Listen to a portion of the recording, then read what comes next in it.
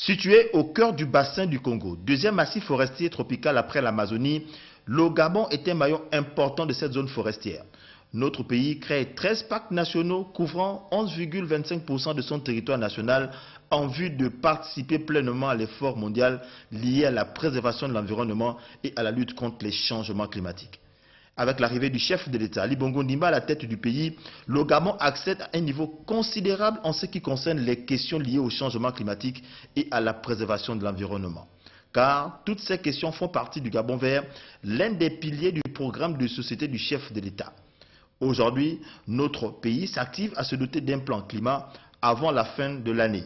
Ceci dans l'optique de prendre une part active à toutes les rencontres sur ces questions. 2010.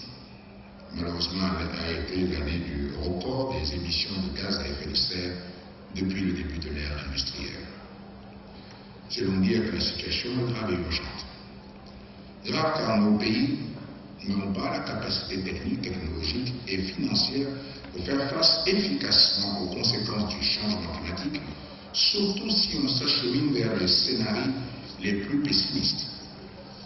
Urgente car l'absence de réaction rapide, nos besoins pour adapter nos pays dépasserait nos capacités financières propres à le faire. Ainsi donc, l'heure est à l'action.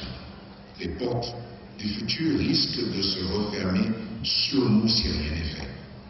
Il faut donc agir en adaptant nos économies, notre développement au contexte. C'est-à-dire engager nos pays dans un développement à faible émission de carbone. Cette adaptation doit être accompagnée et soutenue par les pays développés et riches à l'origine de ces perturbations. Les pays développés qui détiennent des technologies propres doivent les transférer à nos pays rapidement et surtout à moindre coût. Ceux qui pensent